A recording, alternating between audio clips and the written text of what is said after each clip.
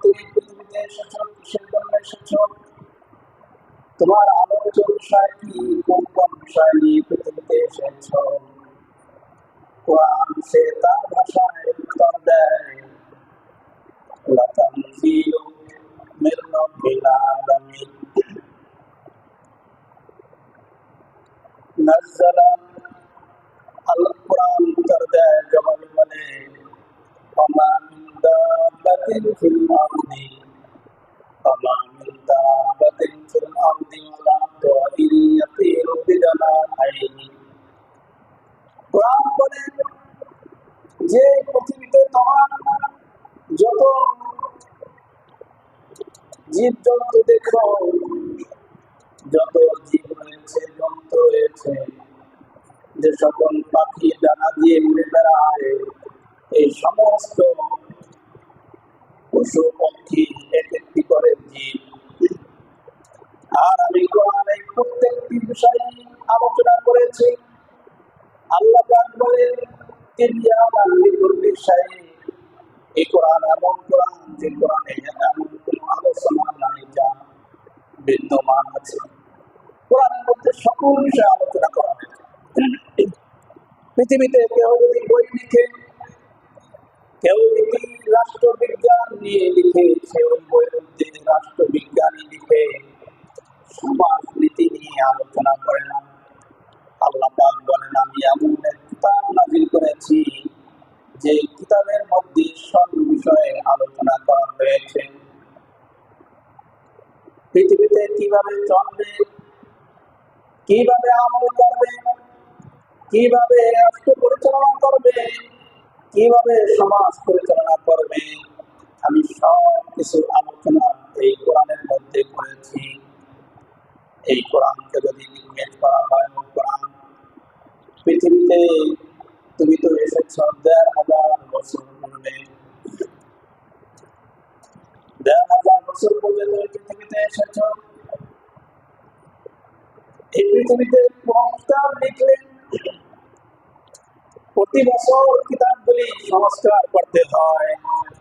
তুমি তো ১,৫০০ বছর পূর্বে এসেছ, তোমার মধ্যে কি কোনো ভুল ত্রুটি নেই যে ভুল ত্রুটি সংস্কার করতে হবে?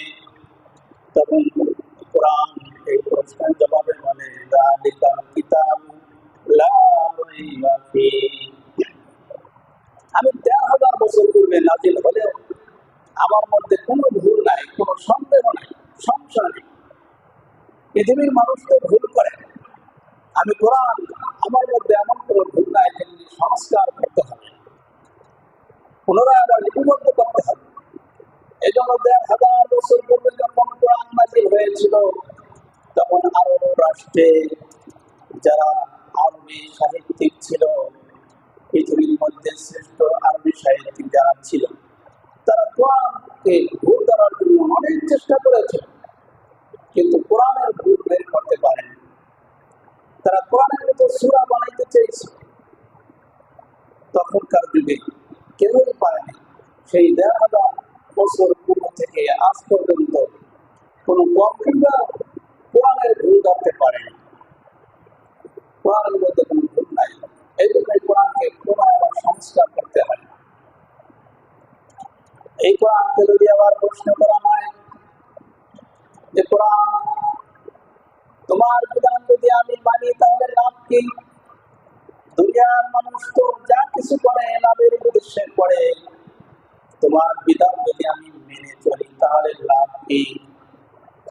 তো কোরআন বলে, আইম্মা ইয়াতিয়ান্নাকুম মিন্নি হুদান ফামান তাবিআ হুদায়া ফালা খাউফুন আলাইহিম ওয়ালা হুম ইয়াহজানুন।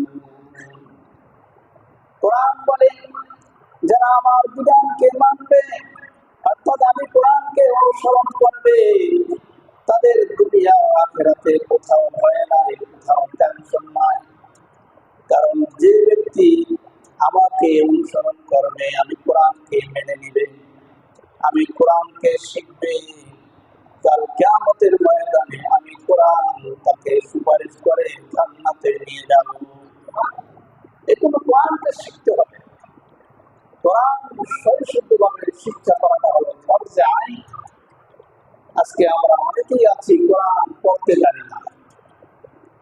কোরআনের অনুবাদ তো পরের কথা, ব্যাখ্যা বিশ্লেষণ তো পরের কথা, কিন্তু কোরআন সহিষ্ণুভাবে আমরা এখন পর্যন্ত শিখি। পৃথিবীর অনেক ভাষায় আমার শিক্ষা করলাম, কিন্তু আমি যে একজন মুসলিম, আমার উপরে ফরজে আইন হলো কোরআন এই ধর্মীয় কিতাবকে শিক্ষা করা। আজকে আমি সেটা শিখলাম।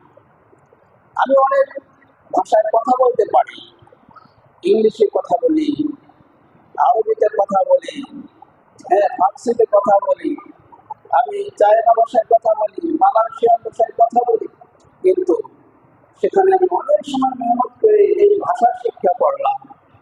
কিন্তু কোরআন যে আরবি ভাষা আল্লাহ পাক সহজ করে দিয়েছেন, ওয়ালাকাদ ইয়াসসারনাল কুরআনা লিযিকরি ফাহাল মিন মুদ্দাকির, আল্লাহ পাক ঘোষণা দিয়েছেন কোরআনকে আমি সহজ করে দিয়েছি।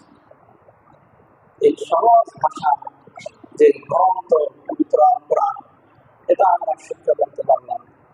আমার আপনার মতো প্রবণতা এই দুনিয়াতে নেই। অন্যান্য ধর্মে তাদের ধর্মীয় কিতাব পড়া নিষেধ আছে।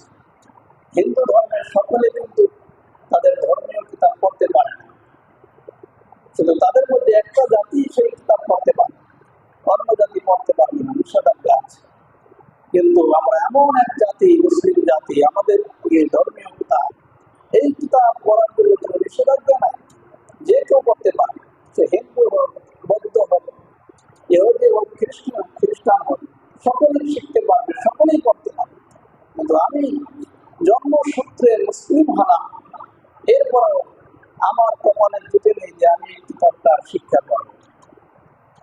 এখানে প্রায় জুমার দিন প্রায় 700-800 লোক জমা হয়, এর মধ্যে হাতে গোনা 100 লোক পাওয়া যাবে কিনা সে কোরআন পড়তে পারে। আর যতটুকুই পারে তা পারে অশুদ্ধই বেশি। অথচ নামাজ যেহেতু আদায় করতে এসেছি, নামাজের মধ্যে একটা ফরজ রয়েছে যে সহিষ্ণুভাবে তেলাওয়াত করা, কেরাত পাঠ করা। এখন যার কেরাত অশুদ্ধ হবে, তার নামাজও তো অশুদ্ধ হবে। এই জন্য গভীরভাবে চিন্তা করতে হবে যে আমি একজন মুসলিম, আমার কোরআন শিক্ষা করা জরুরি কিনা, শিখতে হবে কিনা। আমার কাছে প্রশ্ন করলেই পেয়ে যাবে, নিজের কাছে প্রশ্ন করলেই উত্তর পেয়ে যাবে। এই জন্য মুসলমান ভাইয়া, এই কোরআন মহাগ্রন্থ আল কোরআন, এটা প্রত্যেকের উপর শিক্ষা দেওয়াটা ফরজে আইন। শিখবো তো ইনশাআল্লাহ। নামাজ যেরকম পড়াটা ফরজে আইন, কোরআন সহিষ্ণুভাবে শিক্ষা করাটাও ফরজে আইন। এই জন্য হযরতে উলামায়ে কেরাম, হাফেজে কোরআনদের শরণাপন্ন হয়ে কোরআনটাকে শিক্ষা করে নিন। করবো তো ইনশাআল্লাহ। এরপরে কোরআনের বিধিবিধান মানার চেষ্টা করব। কোরআনের বিধিবিধান যখন আমি মেনে চলবো, তখন আল্লাহ পাক ঘোষণা দিয়েছেন, ফামান তাবিয়া হুদায়া ফালা খাউফুন আলাইহিম ওয়ালা হুম ইয়াহজানুন।